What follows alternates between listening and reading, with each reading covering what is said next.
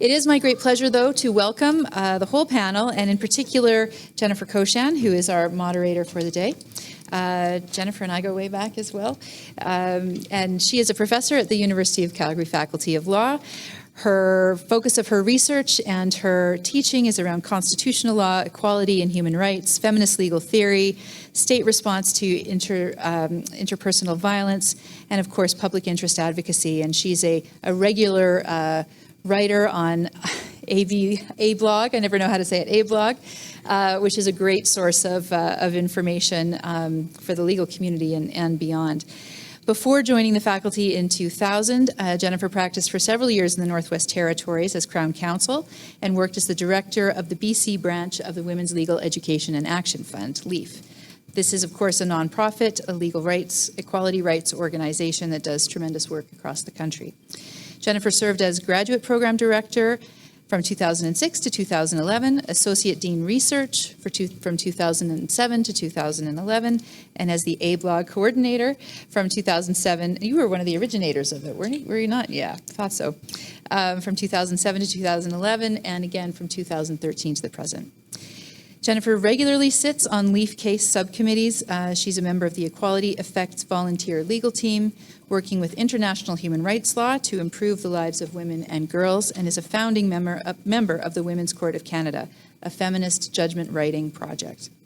She also sits on the boards of the Alberta Law Reform Institute, the Canadian Association of Law Teachers, and the Public Interest Law Clinic. So she is more than qualified to be up here administering our panel today. So I know we're all looking forward to the discussion, so I'll hand it over. Thanks. Thank you so much for that kind introduction, Corey, and thank you to both you and Ron for inviting me to be part of this just excellent human rights conference today. I teach human rights at the law school, and I've been furiously taking notes all day because each and every panel has been so important in its own way for thinking about the role of human rights in our province. And that theme of education has just been so prominent throughout the day. And I think that's true at all levels of society, not just K-12 education, but at the university level as well. I have the great pleasure this afternoon of moderating the political panel. So we've heard throughout the day different ideas for different approaches to human rights, different focuses that human rights commissions and tribunals could potentially have. This is where the buck stops, like literally the buck stops with the people on this panel, because now what we're going to hear about is the role of governments in supporting the work that human rights and commissions and tribunals do in the province. And so we're going to mix up the format a little bit. I know it's late in the day. Everyone's been very patient throughout the day. Rather than giving each of the speakers 15 minutes to say their own thing, I mean, I'm a law professor, they're politicians, we all like to talk. And so what I'm going to do is give them a series of questions, and then they will each have 5 minutes to respond to the questions. So I hope that works for everyone. I didn't really get a chance to chat with them ahead of time, but anyway, that's what we're doing. Before we get started, I'm going to introduce everyone. These are all public figures, so they all have amazing biographies of circumstances that led them into the offices that they currently hold. So I'm not going to read their entire bios. I want to save as much time as possible for the questions. But we'll start with MLA Leela Aheer, who is seated to my immediate right. She is a member of the Legislative Assembly for the riding of Chestermere-Strathmore. She was initially elected for Chestermere-Rockyview in 2015, served as the opposition critic for Children's Services and Status of Women when the UCP government was in opposition. And then she was re-elected to the newly formed riding of Chestermere-Strathmore in 2019. She played a role as Minister of Culture, Multiculturalism and Status of Women, which unfortunately I'm sure many of you know no longer exists. We no longer have a Status of Women ministry as of yesterday. But while Minister Aheer was in that position, she developed recognition of women's entrepreneurship through Women's Entrepreneurship Day, and was also involved in initiatives like the implementation of Clare's Law, which is a domestic violence disclosure law. So we're very pleased to have her with us this afternoon. We then have, sitting next to Leela Aheer, Barry Morishita. Barry is leader of the Alberta Party. He was born and raised in the Brooks area of southern Alberta. He served for 16 years on the municipal council in Brooks, including over 5 years as mayor. He dedicated over 7 years to the board of Alberta municipalities, where he served as their longest serving president. And he became the leader of the Alberta Party just over a year ago. So we're very pleased to have him with us as well.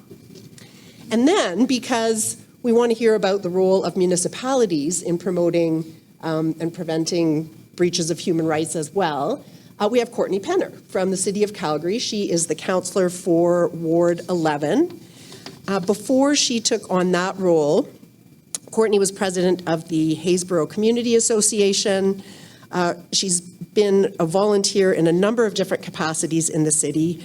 She was a volunteer director of Beakerhead. She's worked with Rainforest Alberta as community manager. She's worked with the Calgary Innovation Coalition. She's also an active volunteer in her children's schools and at the Women's Centre in Calgary. So we're pleased to have Kourtney here representing the municipal perspective. I'm sure everyone knows that this is a very busy weekend in the province. So there's an NDP convention going on in the city. There's also a UCP meeting going on in Edmonton this weekend. So we're thrilled to have these folks here. We also hope to have a member from the NDP join us. They may be en route, we're not sure. We'll be flexible and add them to the panel if they are able to arrive, and then I'll introduce them at that time. But I'm going to get us started with our first question. So throughout the day, we've heard about the importance of education, the importance of outreach and advocacy, so that human rights commissions, including the commission in Alberta, is involved not only in responding to complaints, but can more proactively deal with human rights issues in the province and potentially prevent violations of our Human Rights Act. So I would ask each of you to please address the question of how do you see the role of governments in supporting the Alberta Human Rights Commission in its role of education, outreach, and advocacy? And if, as part of your response, you could turn your mind to the issues of independence and autonomy of the Commission, which we've talked about throughout the day, and especially on the last panel, as well as appropriate funding for the Commission. And all of that in 5 minutes for each of you. So I'm going to set my timer, and if we can start with you, MLA Aheer. Thank you. Hello. Okay, awesome. Thank you so much for having me here. It's so nice to meet you, Commissioner. Congratulations on being appointed. We've had a bit of a bumpy road with our commission in the last little while, and I'm very, very happy to see someone like you there. It was really lovely to hear from you today, because I think for all of us, when we're dealing with the commission and what's happening in the background, it's not always easy to know all of the work that's being done there. So thank you so much for your tremendous work in stepping into this role under the conditions in which that you ended up there. So thank you so much. And to all the other panel members as well, too. I'm honored to be here with you on Treaty 7 Territory, Métis Region 3. It's a huge privilege to be able to share this space with all of you. I know you already did probably your recognition, but for me, in order to start this meeting in a good way, it's imperative for me to do that as well. There are so many things. The education piece, and since we have the commissioner here as well, too, when I was the Minister of Culture, Multiculturalism and Status of Women, we were actually trying to figure out where the commission actually belonged. Did it belong in justice? Did it belong with culture? Is there a different way or mechanism whereby the commission could have more impact directly through either funds or granting that is available through other ministries that may be actually able to elevate and recognize some of the work that's being done? Some of the conversations right now are around race-based data in particular, and it's very confusing and very difficult, and I think we have a couple of real leaders here from Gateway and other organizations, the Action Dignity and others, that are leading the way in understanding how that data needs to be collected and recognized. As you know, for anybody who has had any barrier in front of them, I'm sure there's probably a story in every single person that's sitting at every table here. Race-based data is important from a health perspective, from even a justice perspective, many perspectives, but that data can be used in intimidating ways as well. And it's imperative as we go forward, if we're looking at race-based data, that people like Alice Lam, others who have been like on the forefront of collecting and helping out with some of this data, that we understand what our priorities are and how we use that data to actually help elevate and inspire what is going on. And I also wanted to say thank you to Dr. Phillips. I've never met you before either, but I've read so much of your work. You've been a huge inspiration to me as well as Ron Gitter. There is a tremendous opportunity to elevate here. And the questions that were asked earlier were so important because it was about outcome. And I think, who was it who said it was not about output, but about outcome? I had written that down. Is that you, Raj? Yeah. That is actually why we are sitting in a situation where we don't really know. It's not because we don't want to share information. It's not because it's not there. But that disaggregate information, how do we give that to the right organizations and the right people to make sure that we're elevating all of us? Do you know that right now in the province that the minorities are actually 52% of the population? We're no longer a minority. We're a majority. It's a tremendous opportunity, and that means from anybody who just landed here yesterday from a different country, could be the United States, it could be India, to a person who is a third or fourth generational Albertan whose family came and started work in this province back before we were even a province in the 1900s. So just consider the actual look and feel of who we are, what our province looks like. So in regards to the question of education, it starts with our babies, right out.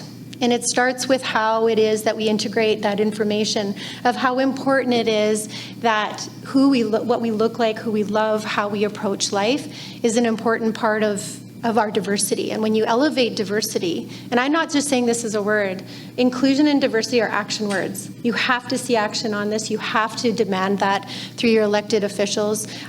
We have lots of fluff and stuff that we can talk about, but the actual work has to be meaningful and has to show meaningful change. And that's the difficult part. But I think I believe that we're in a place in our world right now where that is truly feasible. Now, as things change, and they do, like they have in my life immensely, things don't always go forward. There's a lot of backward. There's a lot of things that would choose to pull us backwards. Somebody like me in the position that I hold in my party, it's imperative that I'm there. It's imperative that I hold these positions, and it's imperative that that voice is at the table regardless of your political ideology. And I plan to stand very firm in all of the things that I talk about and the things that I'm committed to. The independence and autonomy. I think the Commissioner did a very good job of explaining how that works. Having said that, though, and with all due respect, while I understand that, I don't know if that is transferring to the regular people who you're actually helping. And I think with education, we also have to have that incredible, important wall between you and the work that you're doing and the government that's in charge. Thank you. Thank you.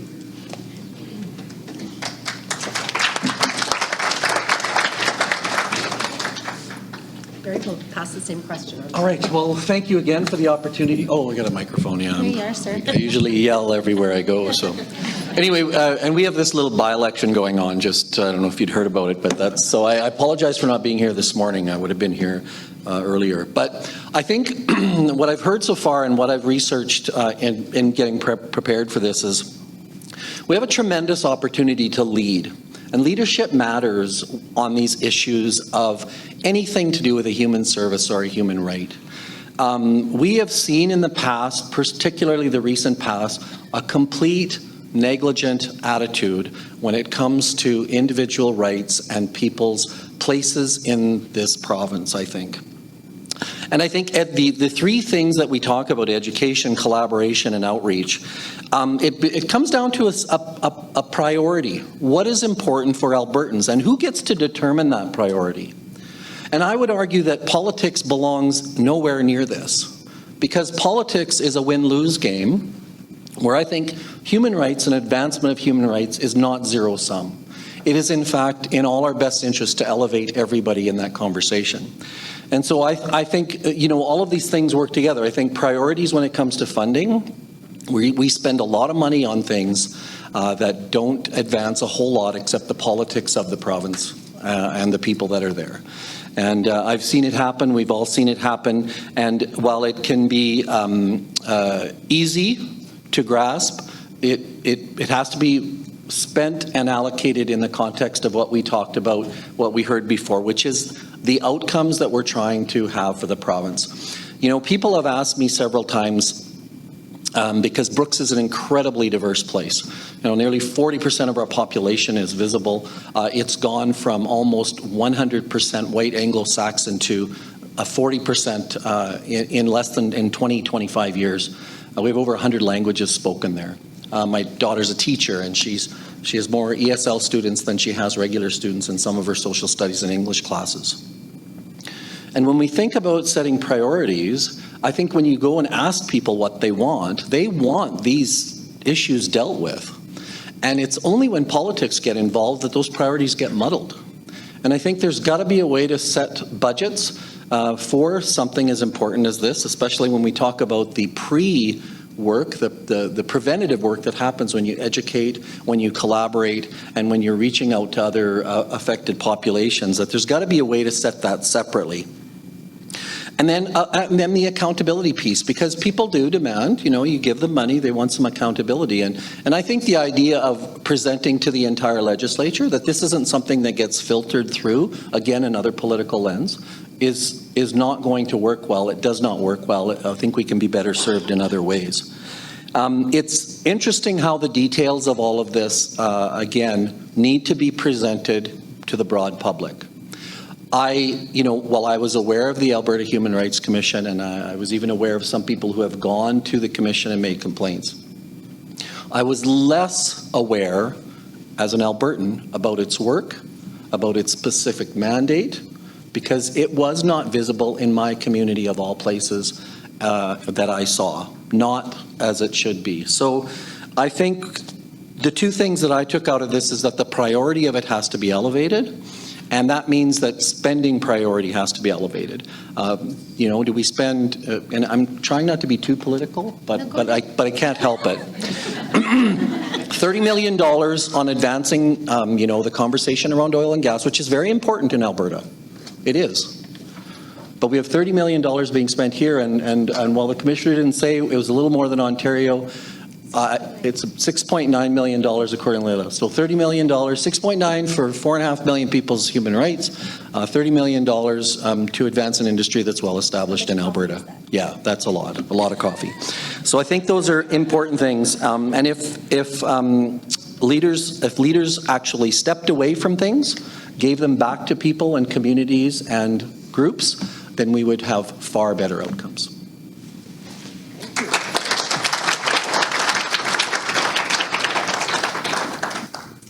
You said a lot, even though you came in just under 5 minutes. I'll pass it on.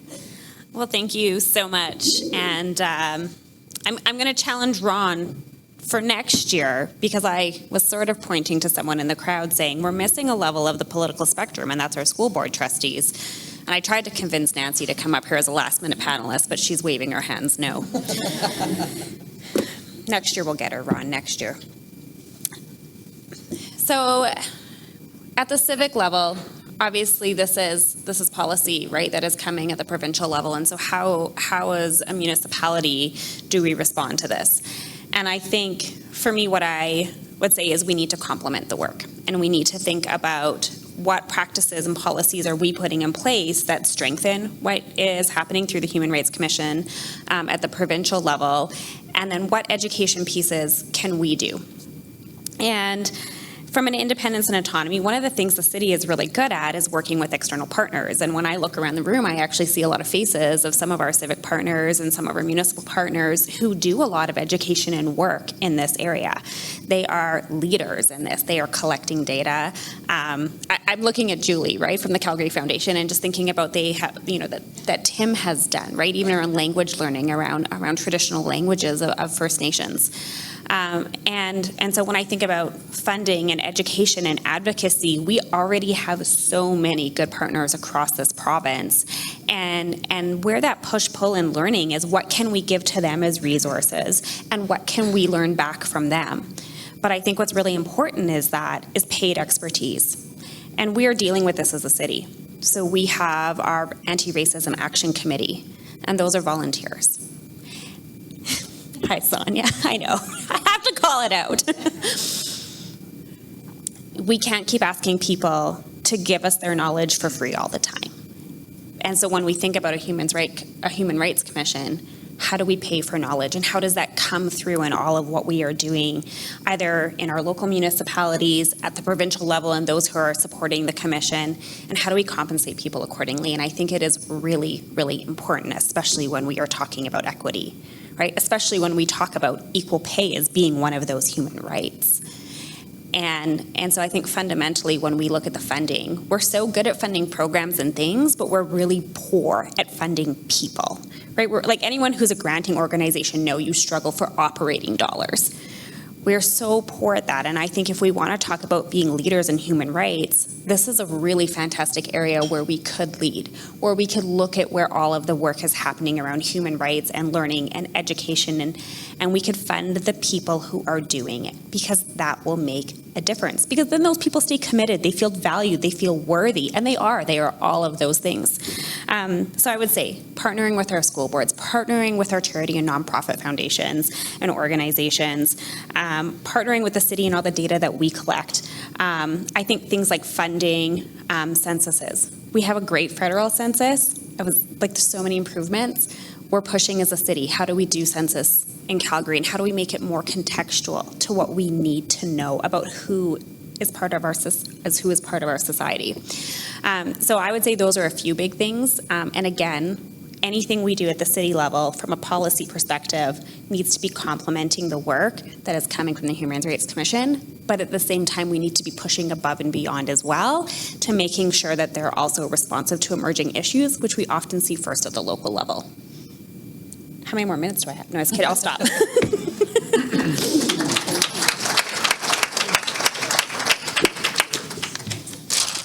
Okay. Oops. Thank you very much for those interesting responses on the first question. I want to shift gears a little bit now and talk about responding to systemic discrimination. So particularly on the last panel, we heard about different models across the country for human rights commissions and tribunals. One thing that my colleague Evar Oshinebo mentioned is that under the Alberta Human Rights Act currently, the commission itself cannot bring forward complaints. And that makes it very, very difficult to challenge issues of systemic discrimination, because individuals often don't have the resources to put together the type of expert knowledge that's required to mount a complaint on systemic grounds. And so I'm wondering for your thoughts on whether the government should be moving towards amending the Human Rights Act to allow systemic complaints of systemic discrimination to be brought by the Commission itself, perhaps also looking at what BC and Ontario allow, which is a role for launching public inquiries around issues of systemic discrimination. Do you think that there's scope for our human rights legislation to change to better respond to systemic discrimination, and what can governments do to support a better response to systemic discrimination? Yes, let's go in the same order. Okay. Turned off my microphone. Okay. So this is a great question. I think that if our model, anytime you look at a model of any sort, I mean, we look at this with any sort of institution that we have, there is nothing wrong with looking at it and seeing how we can improve. And what I'd be interested in, I didn't get a chance to talk to Marc-Alain or to Raj too much about what's going on in your provinces, and I think there's some new information for you as well. I think that best practices will come, and I think that there's a lot to be learned from maybe the different, I loved the fact that there are two ways to be able to bring information into the Human Rights Commission with the other models, and I think that that's something that maybe we should look at, because if you look at public inquiry just all by itself, regardless of whether that's systemic racism or what we're talking about here, or human rights, if there is no space to be able to actually collect that information, I think we're missing out on a tremendous amount of opportunity. Having said that, within our own commission, there is an arm for education. So perhaps it's more about showing our work on what we've done on education and engagement. I know that when I was in the ministry, a lot of the work that we had done, because we had the ARAC committee, so that's the Anti-Racism Committee, which actually provided a very, very in-depth report for us, and a lot of that work is being done right now and has been worked on over the last 3 years. Particularly COVID highlighted so many issues that we had that were really brought to the forefront, and I think we worked collaboratively very well with those that we had put in the forefront of bringing forward these pieces of information, and hopefully that will continue on as we go forward. But ARAC, again, to Kourtney's point, is a group of wonderful volunteers who are out in their communities in various diverse places collecting data, but that data may not necessarily be making it where it needs to go for our commissioner, for example, to be able to do those engagements and get that real on the ground data that you were talking about. So I always believe that there's room for improvements, and potentially it might be really wonderful. What I would love, and I can give you all my email at the end, because please just send me your information. But what we need is a place to be able to take in the information where people feel safe. We have a lot of organizations in this room that are already doing that. The question is how are we facilitating that information, and how is it making its way to government, right? So I think that's one of the questions we need to answer, is how are we have 26,400 nonprofits in this province. We're not doing a bad job. In fact, I would say that per capita, you're looking at a group of people that are probably the most generous with their time, energy, and money that you'll find anywhere else in Canada. I think that this is true to our nature and true to our humanity. How do we take that strength, collectively put the data together in a meaningful way so that our commission and other organizations that are working at this at the forefront are actually able to make, again, and I bring this back up, this meaningful change that we were talking about earlier. Amending the Human Rights Act is always always possible. The question that I would ask then is that do we amend it in order to make this change happen for the commissioner? And this would be something that we would have to talk about as well too, sir, and along with the organization and the people who contribute to your work. But how are the people of this province actually feeling about it? Have we done any consultations with folks? We know that they're interested in having the data, right? We know that this is important to them. We know that having this information and understanding that is important. Next question is how would they like to see the commission? The commission works for the people. It is their space. So I think the next question that needs to be asked is in consultation with the various organizations and also ethnic groups and everybody from across the board, from to us LGBTQ, to us plus, to ethnicities, to women's groups, whatever it is. If we're considered a marginalized group, we have to have that conversation. We have to consult and then be able to bring information forward to you, sir, to find out what would be the best solution for that. Thank you.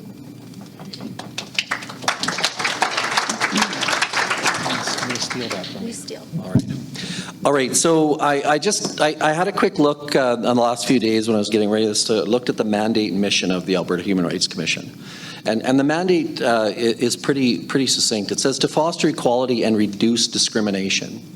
So I would go to answer that, systemic discrimination has been happening for a long time, although really we've only been really aware of its, relevance and how rooted it is in systems that we have been supporting for so long. In recent history, it's become a bigger conversation. So I think you always have an evolution of change in thought.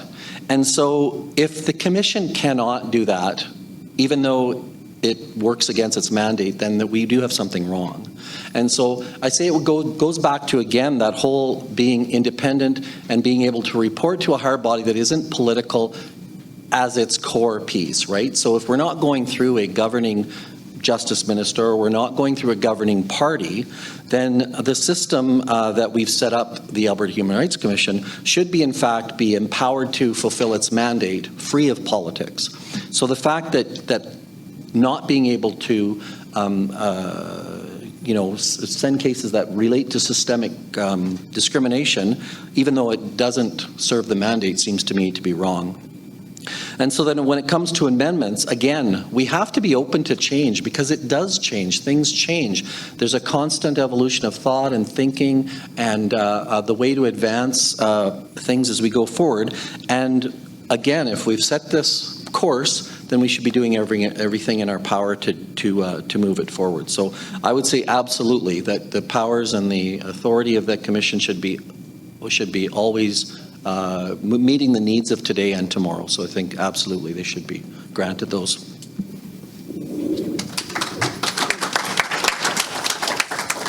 Thanks, Barry.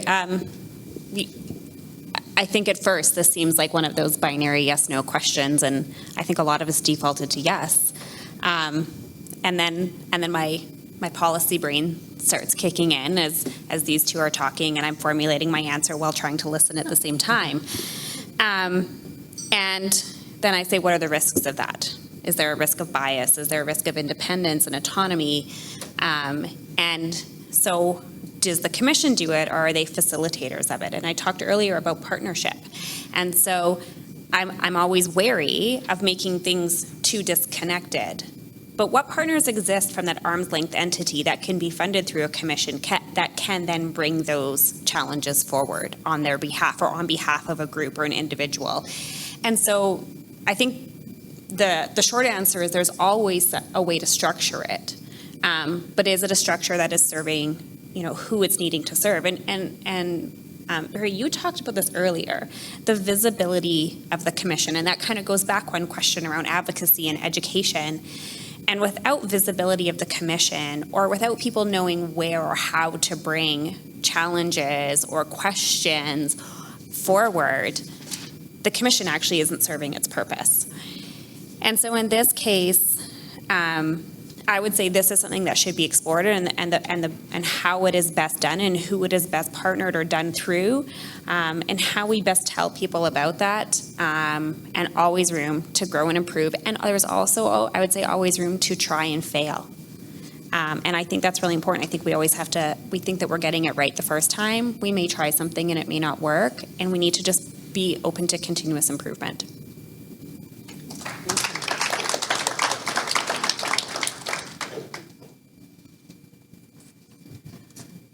All right. My next set of questions also has to do with the Alberta Human Rights Act itself. And I'm sure there's many people in the room who have been anticipating that this question might come up. But do we also need to rethink the protected grounds of discrimination that are currently in the legislation? So the one that is obviously getting a lot of attention right now because of what Premier Danielle Smith has said is the possibility of adding vaccine status to the Human Rights Code, or some similar ground that would allow people perhaps who lost their jobs because they were not vaccinated to bring forward a human rights complaint. So that's one possibility. But there's a couple other ones that have come up in our conversations today. Jim Fisher mentioned earlier the importance of Alberta adopting the UN Declaration on the Rights of Indigenous Peoples. The province of British Columbia has done that, and as part of adopting UNDRIP, they amended their human rights code to add Indigenous identity as a separate ground, a separate protected ground of discrimination, which I think is potentially quite important because Indigenous people currently have to bring forward complaints on the basis of grounds like race or ethnic origin, which doesn't necessarily speak to the harms of colonization that they have sustained. So another possible ground of discrimination to consider adding to the Alberta Human Rights Act. And then the third one that I would like you to think about is social conditions. So this came up in the remarks of Raj Dheer from Ontario.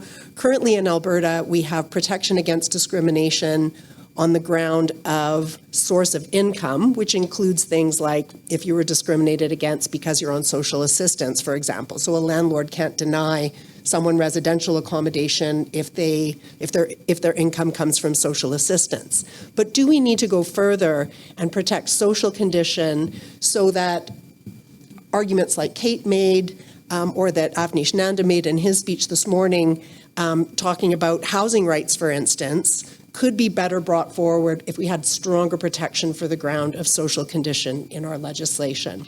So those are three possible grounds to consider. You might have other ideas as well. But the general question is, do we need to amend the Human Rights Act to add more grounds of discrimination? Okay, do we only have 5 minutes to this question? No, I think maybe 6 minutes. I could talk about this all day. Okay, I'm going to go backwards first from social conditions. One of the things that was not mentioned in my biography is that we passed a piece of legislation that I've been working on for almost 11 years now against banning female genital mutilation. And this goes into human trafficking, child marriage, honor beatings, and honor killings, which is a huge part of my culture and something I've been working on for a long time. That legislation was really hard to pass because we had to amend the medical act in order to make that banning more prevalent, because it's a social issue. At this point in time, it's about education. At this point in time, it's about reaching out. And you should have seen, it was interesting, the reason I bring it up is because I had all of these boards and associations calling me saying, well, why do we need to teach about female genital mutilation? Like, what does that have to do with the fact that I'm a speech pathologist? And I said, because you might be the very first person that a family in this country trusts learning English, and you might find out that a little girl is being sent overseas for the cutting season. And that in itself starts the process of education to make sure that some girl doesn't get cut. Or that in other situations, there's all sorts of things that are combined with that particular thing. And this wasn't a cultural attack. We weren't looking at it as that this is a global movement by women all over the world. There's potentially 4 million girls a year that get cut. And that's all over the world. So when we started that discussion, it was really about reaching out to all of the various, the diasporas, to make sure that all of them were on side, that this wasn't coming from a woman who's had the privilege of growing up in Canada, looking at a particular issue going, oh, that's bad, and so therefore I'm going to legislate against it. It had to come from the diasporas, where the women are actually pushing this movement to show our work, to be able to make sure that, yes, as a speech pathologist, you have a really important part to play in the trust factor and what you gain from the knowledge from the people and the families that are with you, or the natural supports at schools or anything. But you can imagine how difficult it was even to have the conversation about clitoral cutting. It's a difficult word for people to say, but it's imperative. Not on the sense of what's happening to little girls, but on the human rights side of it for girls that are coming into Canada and particularly coming into Alberta. So the reason I bring this up is because everything that you're talking about is very, very relative and relevant to this conversation. If we're going to put UNDRIP into Alberta, this is a conversation for our Indigenous peoples nation to nation. This is not something I can comment on. I've not had an appropriate conversation with our nations, and I refuse to participate in a conversation where they're not at the table to have that conversation. And should that be necessary, we're very different from BC. We have treaties here, and those treaties have meaning, and they have absolute importance into the work that's going on right now, particularly when it comes to resource development. And resource development, our Indigenous people need to be they need to be at the table for every piece of that and what's happening. So until I am in a space where I feel like I've adequately consulted on that with our nations, and I am not even close to being the premier. I'm like about as far back as you can be. So that nation-to-nation discussion is not going to be happening with me, but I'm so happy to open the discussion and bring that forward on behalf. I also wanted to talk about, you were talking about the vaccine status. Well, I don't really know what I can say about that right now. Here's what I will say. Anytime we have a discussion on discrimination, that's good. You don't have to agree with the discussion. You don't have to agree with the language around the discussion. But if you consider any time that we've started a discussion around discrimination, it always goes back to, well, I haven't discriminated against that person. Well, that hasn't happened to me. And that's why it gets pushed off, and that people are consistently discriminated against. You don't have to agree with the premise. You don't have to agree with the argument. None of that. But what we do have to agree about is when we amend the Human Rights Act, if there's an opportunity to expand the definitions around discrimination, I'm all in. I might not agree with the way that the conversation started, but I certainly agree with having the discussion around discrimination. And anytime, think about any time you've had this discussion. All of you have probably had this discussion at some point. But I'll tell you, when I went around talking to people in my own culture, and I was on a lot of media around the female genital mutilation piece, because a lot of people didn't have a lot of information. It's a difficult thing to talk about. But you know what was interesting is that the conversations around domestic violence, sexual assault, coercive control, all of the things that are really in my wheelhouse where I work from, which is why it's sad that we don't have status of women ministry anymore, but that's okay, we'll work on that. But that those important issues that came to light and that we work on in those ministries in particular have a place and a space for that discussion. What happened is that when you're on places like Red FM or some of the other ethnic media, guess who was asking me about these questions? The men in our community, which was an absolute light bulb moment for me to have these discussions. And it's not because I didn't think they would, I just didn't know how important it was until we actually had the discussion together. And them who are thinking about their daughters, and their sons obviously, but their daughters in particular and their lives here and why they came to Canada or why they came to Alberta. Why did they come? They came in order to make sure that that equity was there. A lot of people have left cultures and places and countries because they came to Canada and Alberta with the knowledge that their contributions of culture, color, ethnicity, sexuality, and all those things were actually of benefit to our province. They believe that about us. So if we're going to continue this conversation, it might not be easy. You might not like the words that are coming out, but if you have a chance to talk about discrimination, take the opportunity to have the conversation. Thank you. So actually, I agree with Leila on several of those points when it comes to looking at what's included in protected grounds. I think, again, my earlier comments speak to that. I think there's always an evolution of thought. There's different situations that arise over a period of time in the history of a province such as ours that you do have to re-examine some of the statuses and some of the regulatory and some of the conventions that you've established in the past because they might not be serving us as well into the future. When it comes to Indigenous, I think there's that is a completely a lot of conversation there around a whole bunch of things. Leila mentioned the treaties and how there's so much work to be done there. Again, I'm not sure. I'm not scholarly enough or understanding enough of what the implications would be to put those kinds of thing in there. So I'll reserve my comments there. On social conditions, I'd like to say this. It is unfortunate in my mind, from my perspective, that we have to think of basic living conditions and reasonable quality of life to push it into a human right so that we will respond better to it. I think government should have been responding to this before, that there is a base level of support that everybody needs, that there are conditions and situations that arise that put people in situations where they cannot meet their basic needs. Now someone should not, in my opinion, have to go through a Human Rights Commission to get that to happen. I think government has a role to play there, that they're charged with services that deliver equity of opportunity to people, and that our system isn't working very well if there are people slipping through those cracks.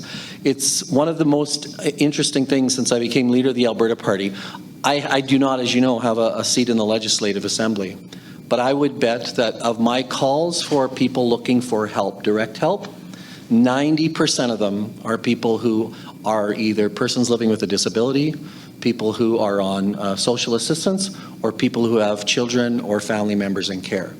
And that is a sad commentary, in my mind, about where the priorities of the provincial government are, and also a hopeful commentary on hopefully we're listening about where they should be. So I would hope that as we move forward, that our government becomes compassionate and empathetic to these issues and provides resources where they're necessary so that we don't have to make them part of that protected list. I think it should go without saying.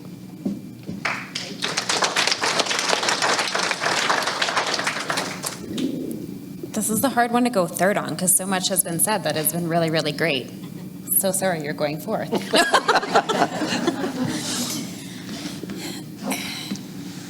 For me, when we talk about change, I think it's really important that we involve those who change most affects. So whether it is social inclusion, as Leela mentioned, whether it's First Nations, whether it's those with visible disabilities or invisible disabilities and both visible disabilities, that those are the people who are leading the change and leading the conversation and who we are most talking with. And I think, so much work has been done. But what I would say is this: the last thing Alberta wants is to be behind the times. And we have great policy. I am hearing, already in our nation, we have great policy at the UN level. We have great ideas globally.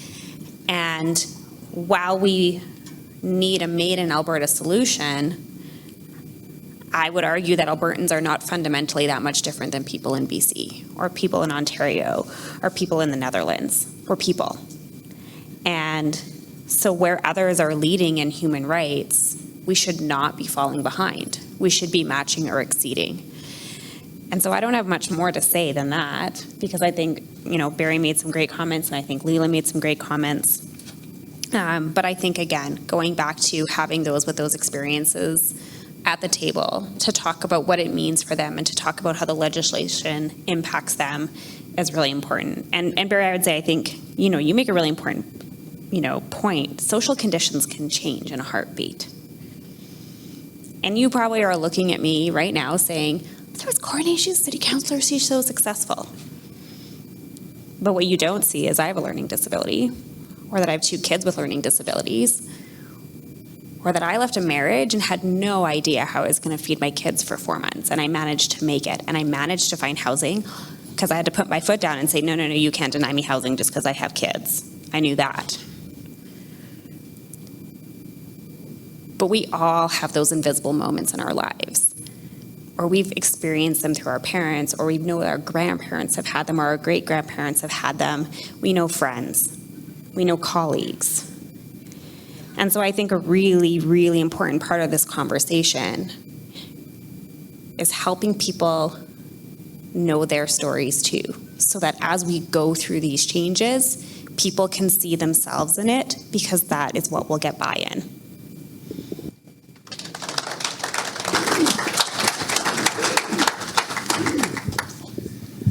Thank you, everyone.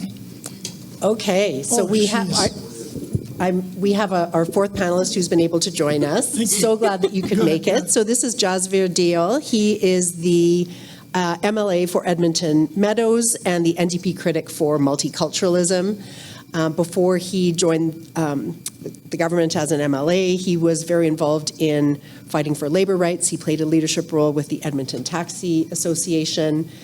He is, has just arrived from the NDP convention in Calgary, so we're so pleased that someone from your party could be here. And what I'll do, rather than having you, sort of try to figure out what we've all been talking about, is just to tell you the 3 questions that I've asked our panelists to address. And I think the timing works out quite well here, because I'll give you all 3 questions, and we can hear your views at the end. No pressure. No pressure. Yes, let's give the man some paper.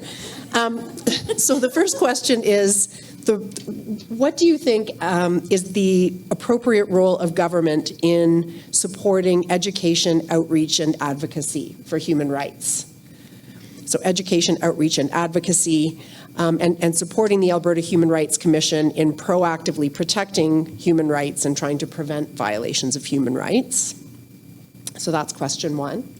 Question 2 is about systemic discrimination and what you see as being the appropriate role of the Alberta Human Rights Commission in regard to systemic discrimination complaints. So one possibility we talked about was maybe whether the Human Rights Act itself needs to be amended to allow the Commission to bring forward systemic complaints. But are there other things that the government could be doing to support the Commission in dealing with systemic discrimination issues in the province?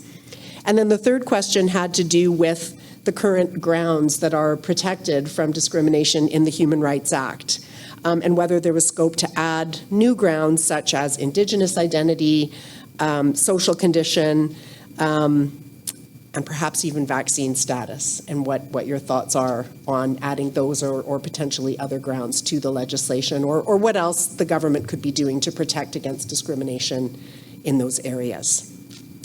And I gave each panelist about 5 minutes on each of those 3 questions, so you have 15 minutes. You don't have to take the whole time, because I think if we have time for some questions from the audience, that would be terrific. Thank you kindly.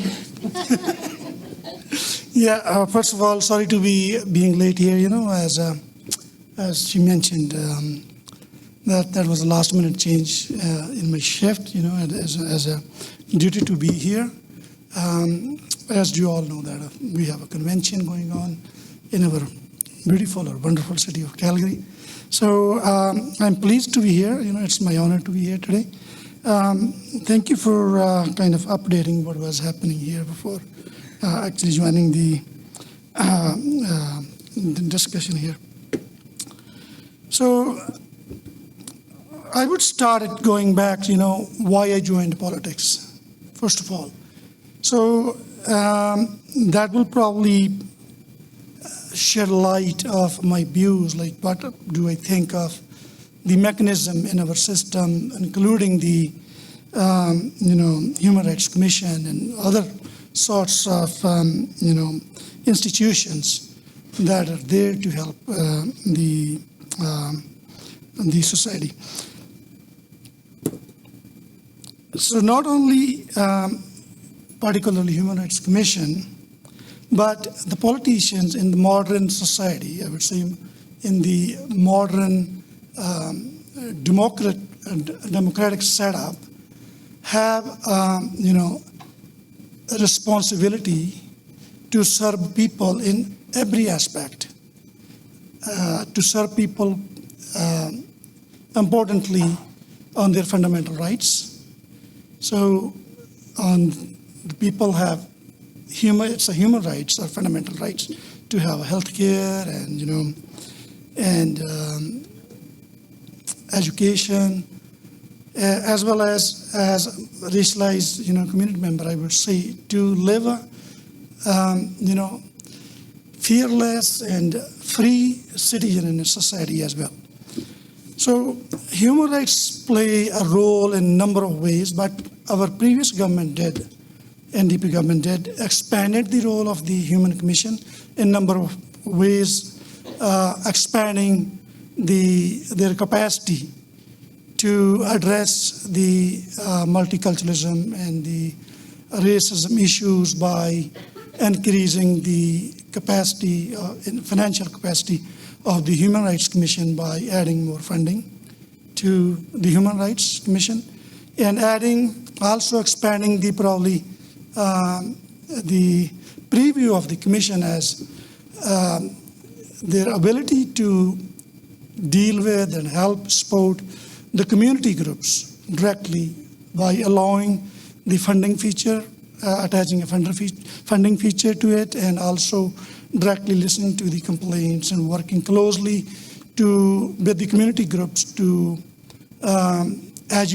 educate and bring awareness in the communities.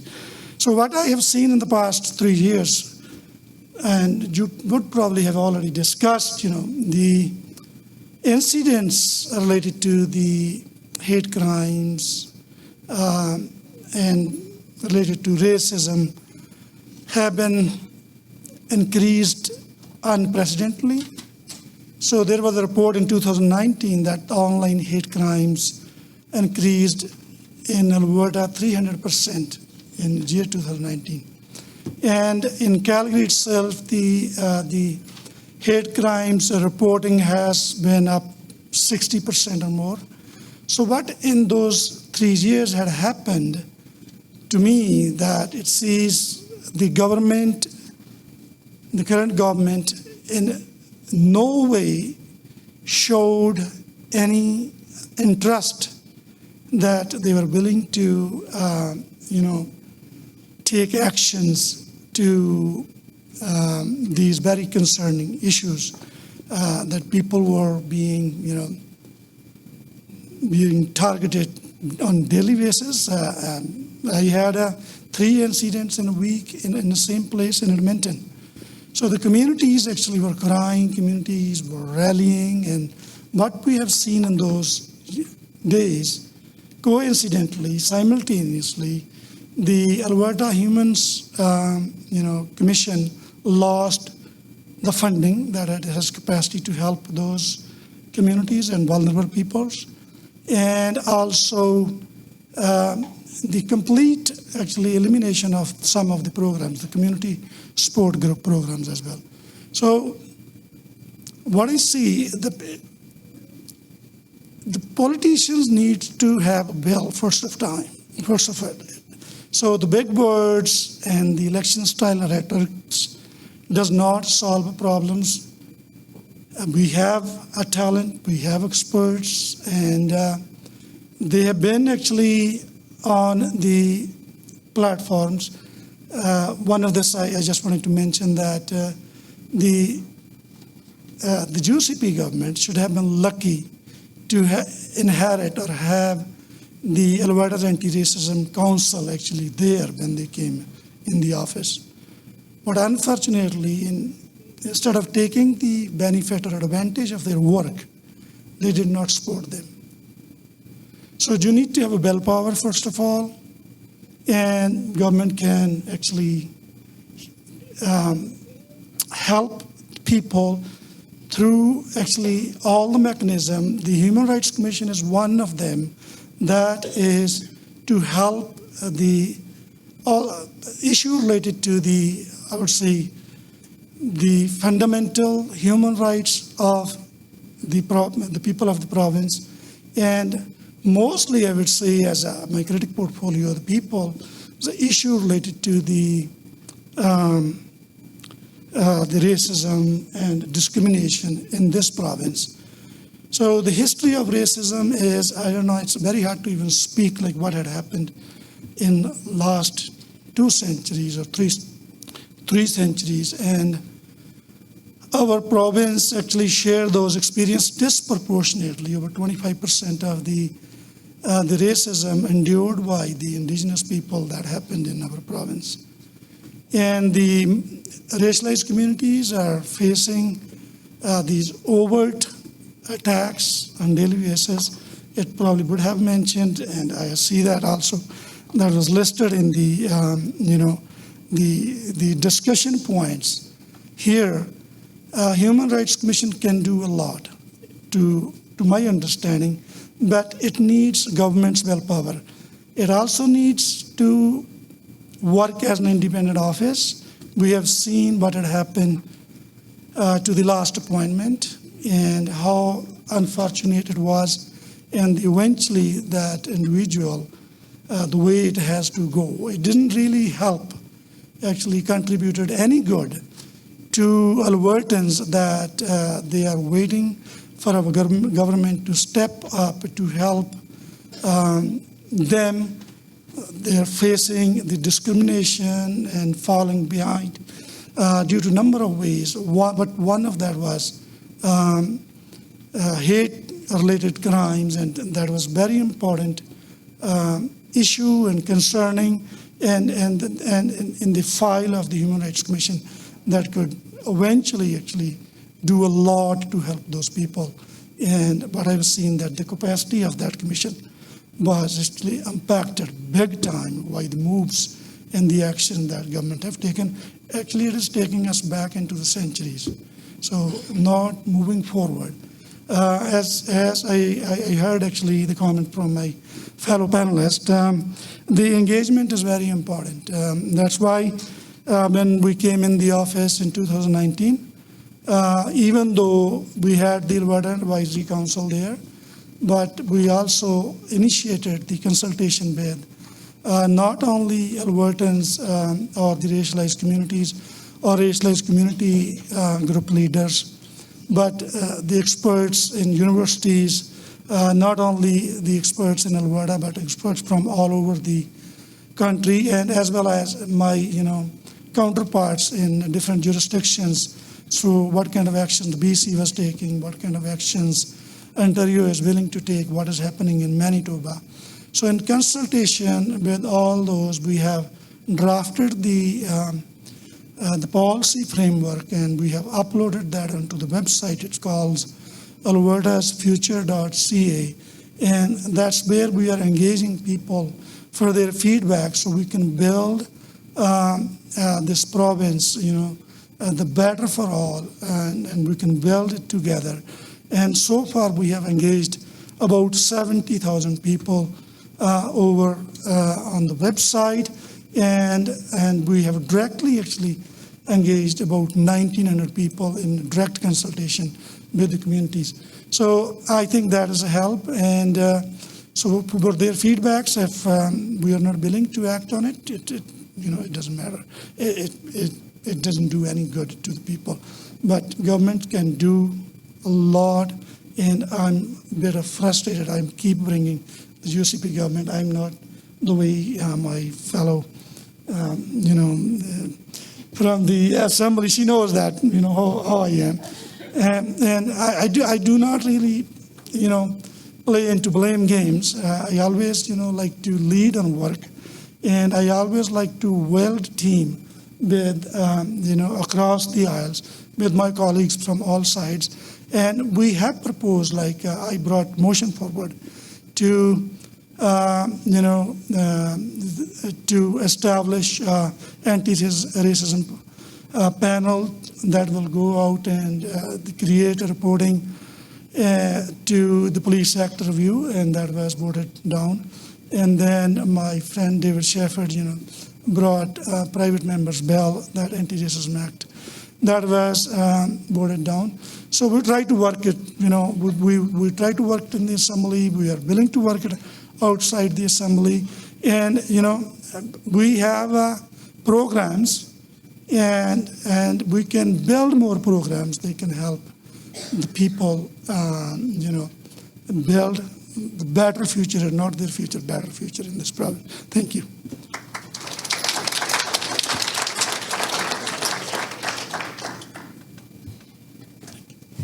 Thank you very much. I think, does any of the other panelists want to respond quickly to? Sure, go ahead. Awesome. First of all, Emily, Deol, it's so nice to see you. We are on opposite sides of the legislature, but we're actually really good friends, and we try to collaborate as much as possible. I just wanted to, I wish we'd had a chance to vote on David Shepherd's legislation. Unfortunately, the way that politics goes now these days, like I don't know if you know much about private members' bills, but they're spectacularly special in that a private member can bring a bill forward, and Mondays is usually relegated to that, but there's all sorts of political games that you can play in order to make sure that a private member's bill doesn't see the light of day, and that's what actually happened to David Shepherd's bill. And there was lots of issues with his bill. I mean, I've had lots of discussions with you about this, and I may or may not have voted for or against it, I don't know, but unfortunately because of, and this has happened on both sides, it's not just our government, this is unfortunately a political game that gets played across all politics, and hopefully whoever's in government next will learn from this. But those private members' bills need to see the light of day, regardless of whether or not you agree with them or not. So I fully intend to make sure that that is, and I think I even debated with you in the legislature on this and said that on Hansard's, in case you're bored one night, like they were saying you want to read Hansard's, I'm on Hansard, suggesting that we make sure that these private members' bills get to the legislature. But one of the things I did want to say too is that a lot of work has been done because of those collaborations, not despite them, and try, if you can, to take the politics out of it. That it doesn't help any of us to take political ideology on any of this. And I say this with all of my heart, being that, there's a lot of stuff that's happening in my own government right now. But I really believe from the bottom of my heart that those of us who are on this at this panel are all, well, and may be elected at some point in time, who knows. But the most important thing that I can suggest is, regardless of ideology, there's a lot of us who care really, really, really deeply about this. And I don't ever want any of you to think in this room that because I happen to be part of a party, that it doesn't matter to me. I wouldn't be here away from Edmonton from my own AGM if it wasn't important to me. So I just want to make, that's the only response I had back. And when you have a bunch of us sitting from all levels of government, except for our trustees, which I wish you were up here too. I can't tell you how important that is, and I have more stories that I will share later if it comes up in question, but because like I said, could talk all day. Do you want to respond? I don't need to respond. No, I'm good. I have the luxury of not being attached to a party on this panel, so it's really great. And I can look at the three of them and say things like, could y'all just get along once in a while? But what I think we've heard is that regardless of our party ideology or perspective or platforms, there is space at the table for a more common, an approach that addresses commonality, right, more than it does competition. And I think what is sorely lacking in politics, and I'm going to point to my provincial colleagues, and I'm not saying it doesn't happen at the provincial level, and it also happens at the federal level, is that we fail to find those points of commonality and build trust to move forward. Because I think what any party here would say is what they're trying to do is earn the trust of Albertans, right? Or I'm trying to earn the trust of Calgarians. And when I can show that I can work across partisan lines, to work on an issue that is clearly so deeply important to all of us, then we really capture hearts and minds. And so I would always encourage you, I guess when talking to any of us, to ask for more of that. So we truly can move forward about issues that shouldn't be political.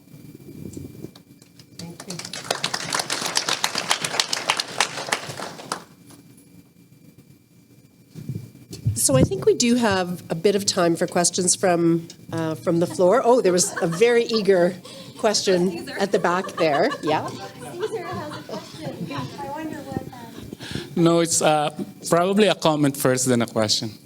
I think the discourse on human rights and tangentially on freedom has always been kind of between these two polars. One is around addressing historic inequities and oppression and exclusion on the one hand. And on the other hand is the unfettered enjoyment of privileges of the individual, minus the intrusions of government and public institutions, right? And I think the various human rights commissions are addressing the first one, right? That's why I can't remember who commented this morning around our Human Rights Act has a preamble, which was the intention. It's to address those historic inequities, right? But over time and more recently, the other part of the discourse has kind of emerged, right? Around human rights and freedom, especially around the unfettered enjoyment of personal space and privileges. Right. I remember 10 years ago, there was a motion to repeal Section 3 of the Alberta Human Rights Act, if you remember that, to remove that section on, I think it's hate speech and publication, and put it directly under criminal code, and using the standards of the criminal code to address that issue. And we mobilized, the communities mobilized around that. And thankfully it was the motion was defeated, right? So that's just a comment, and part of that comment is that although we kind of look at it as this development happening on the side, my fear is that with this new atmosphere we are in, that even human rights and whatever would be around the discussion on human rights would be weaponized. We've seen that happening in various spaces, right? So my question partly is, how do we ensure that doesn't happen, right? The other question I have is around this discussion around how can we optimize the current tools we have, the commissions and the acts, in really addressing what we intend to address, which is the historic, to address those historic inequities and achieve equality for all. My question is, have we exhausted the tools we have? And are we now in these times, aside from, of course, we still want to use those tools and optimize them, but do we start thinking about other tools that cut across divides like institutions and communities, right? Or lawyers and non-lawyers, or whatever, right? Are we now at that point in our history to really think about, we need to even think about the tools we currently have? And are we at that point where we need to start developing new ones from the lessons we have of the old ones? Great questions. Sure. I've been starting the whole time. Okay, let's start it down at the other end. You need a moment? All right, I hear you. Caesar and Marichu, good to see you both.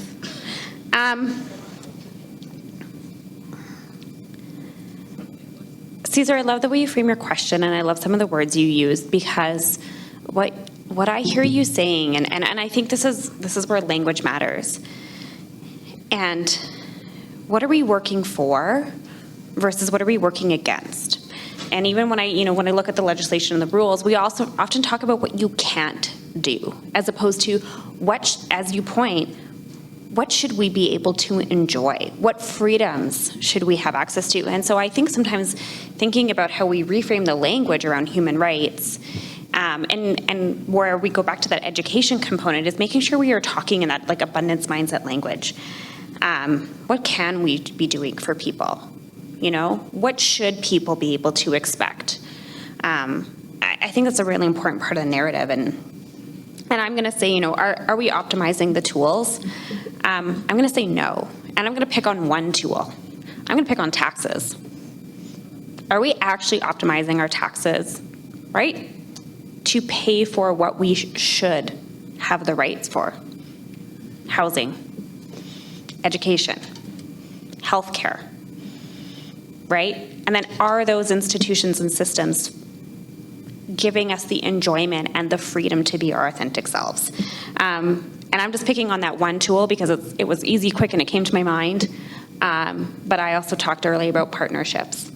I talked, right, about, we talked about education as a tool, right? And I think, Caesar even alluded to it. What are the emerging tools that we have? What are the digital tools that we have to communicate with people? Where are the spaces and the forums? So can we always be doing more? Yes. How we talk about it, I think, is really important too.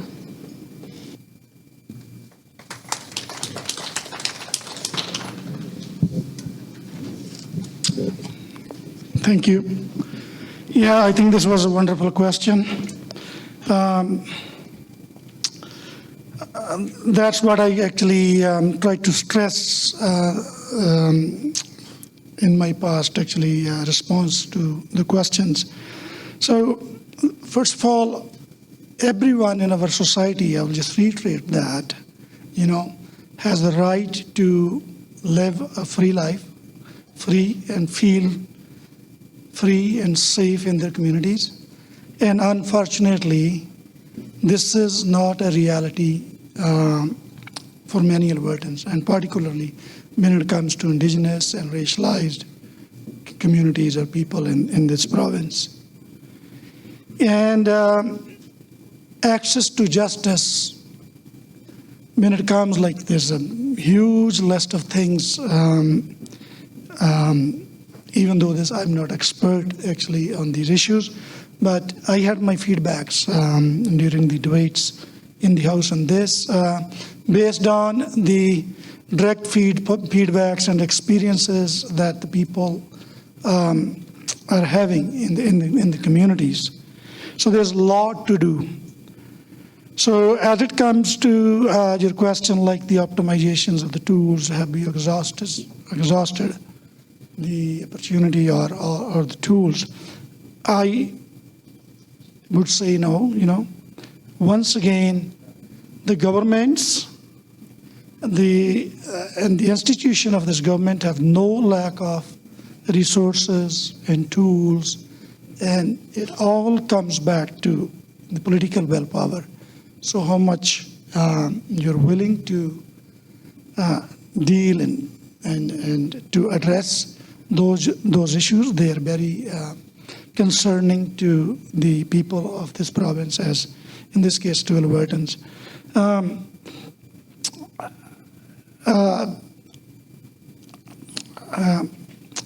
There was a number of things I don't know I had in my mind.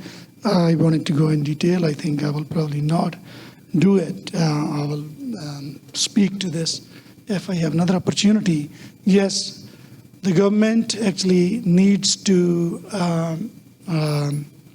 access the tools they have in order to help facilitate the citizens or the electors or the people of our province in a way, in approach that no one is left behind.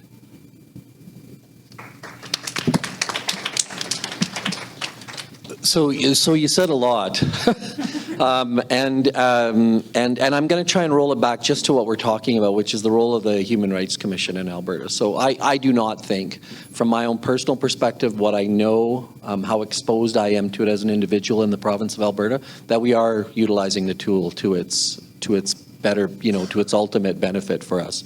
And I think we've talked about why that isn't, that it is under-resourced for one thing, and that it, even by the Commissioner's own admission to a degree, doesn't feel completely independent of the government of the day. That's a very unfortunate thing. That, in fact, should be one of those establishments. So the fact that those two fundamental pieces of the Commission are not being optimized on their own says we have a lot more to do there, absolutely. And so, but that doesn't mean that should be the only things we do. And I think, Kourtney, you said a lot about partnerships and tools and being open to the idea that there's an abundance of opportunity in communities and with groups. And when I was a municipal representative, you see it everywhere, that there's an unbelievable power in communities across the province. But we need to recognize that they are all fundamentally unique, that the exact same solution does not fit every situation, and that we have to be smart enough and confident enough and be willing to let go of those controls in order for those things to grow and nurture and be really relevant in those communities. So, there are a lot of tools, and I'm going to say that the biggest tool that we underutilize in the province of Alberta right now are its people. We don't give them the opportunities to do the things they need to do. We don't give them the resources and the responsibility, hand in hand, to do that job. So I think we have vast potential here. I'm in politics because I'm a hopeful person.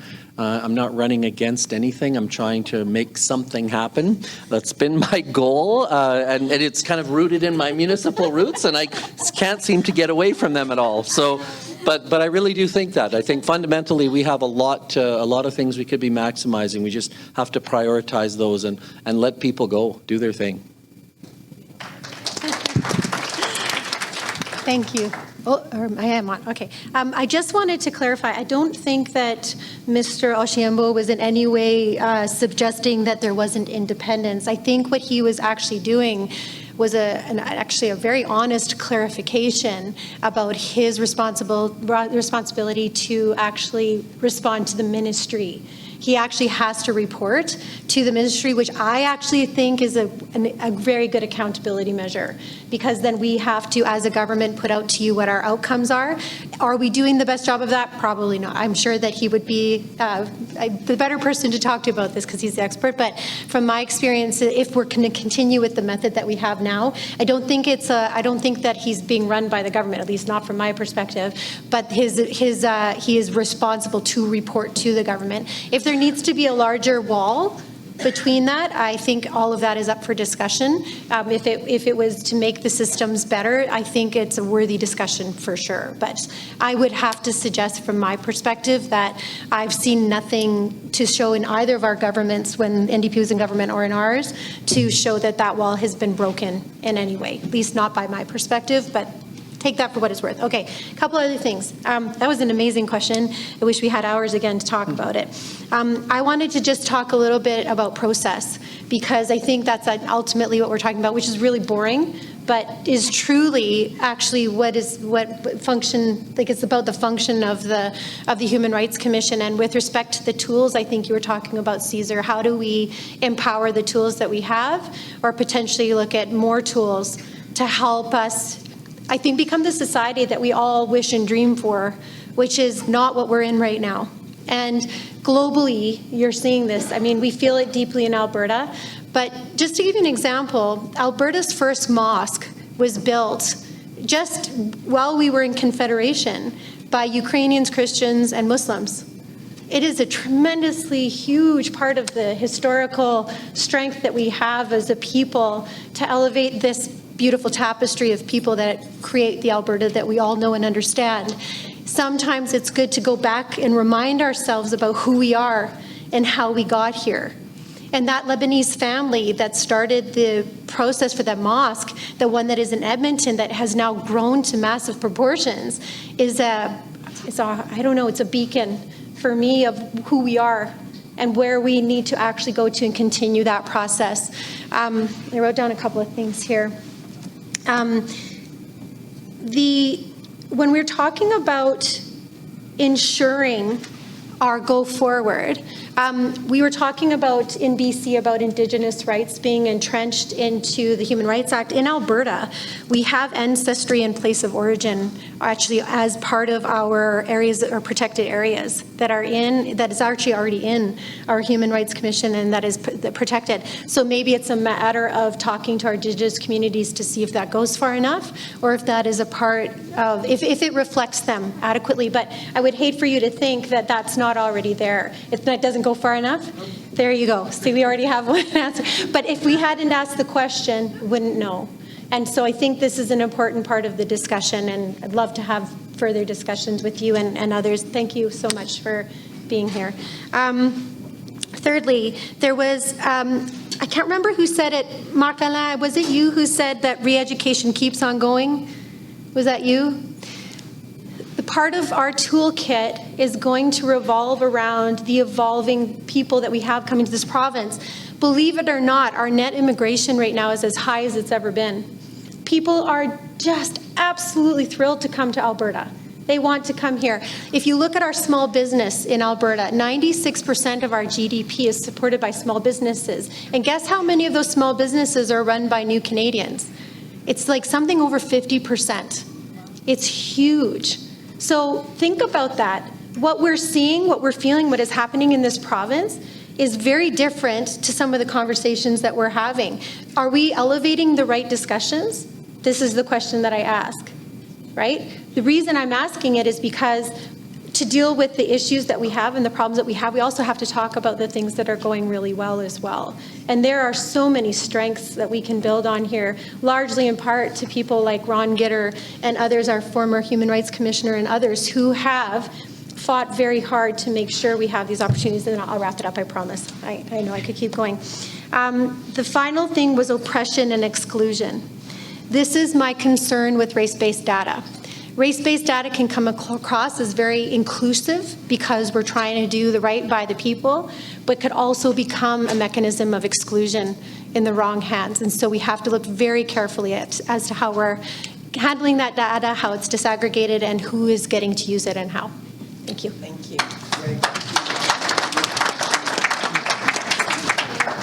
Okay, well, that is the end of our political panel. The one question that we had, I think, covered so much ground that I'm disappointed we don't have a bit more time, but still, I think we heard a lot of really interesting comments and some very frank comments from the members of our panel. So please join me, everyone, in thanking them all one more time for their participation. Thank you. Thank you.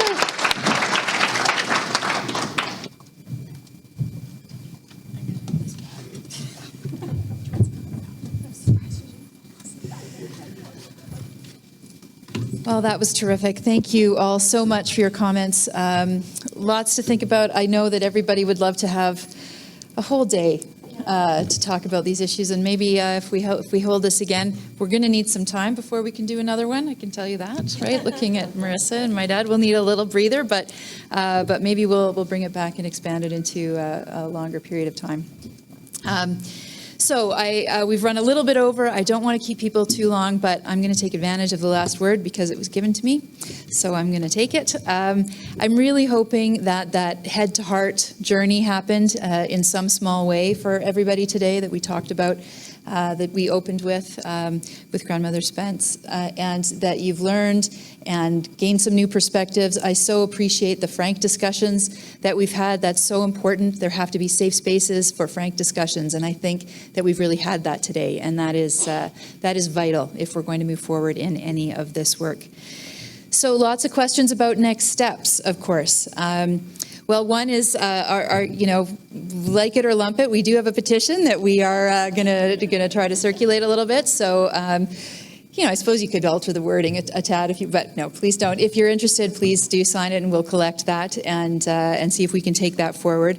I know from the Dignity Forum's perspective, we will be wanting to work very closely with all of you, but in particular with the Canadian Human Rights Museum and the John Humphreys Center on curriculum development. I'm so enamored with this informal curriculum concept that we've heard about today. There's so much power there.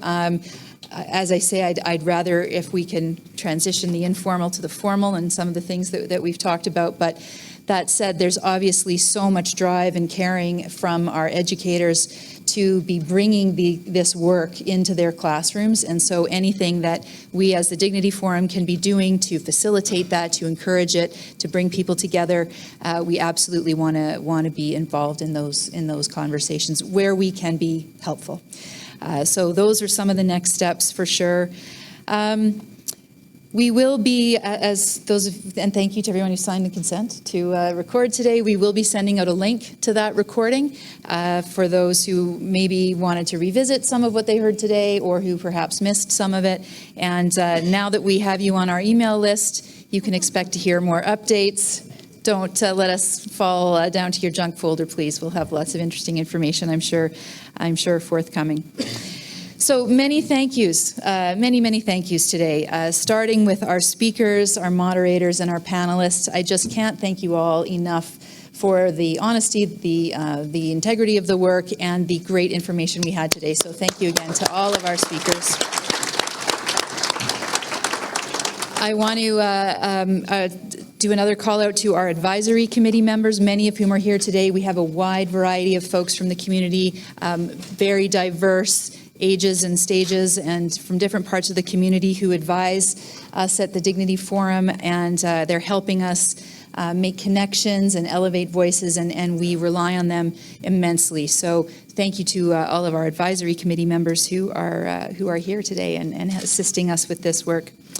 I have to say thank you, of course, to our sponsors, Certis Developments and CIBC, who helped make all of this possible today.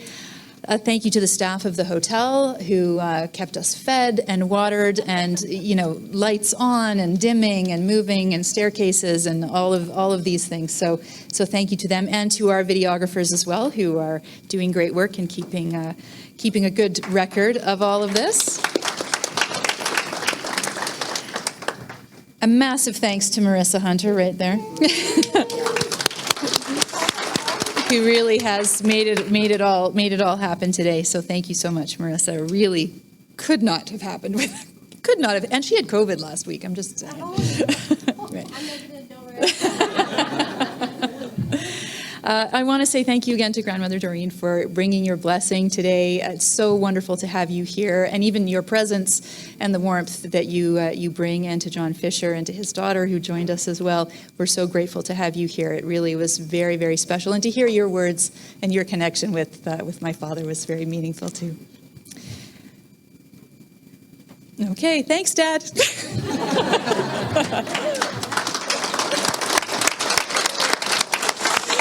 No, I can't quite leave it at that, but I will say I think, we had a tremendous speech from him today as well. And, all of you in one way or the other picked up the phone when he called. And so that's one of his many gifts. And so we're here in large measure because of his vision, and we will carry it forward, all of us. So thank you. Have a wonderful evening.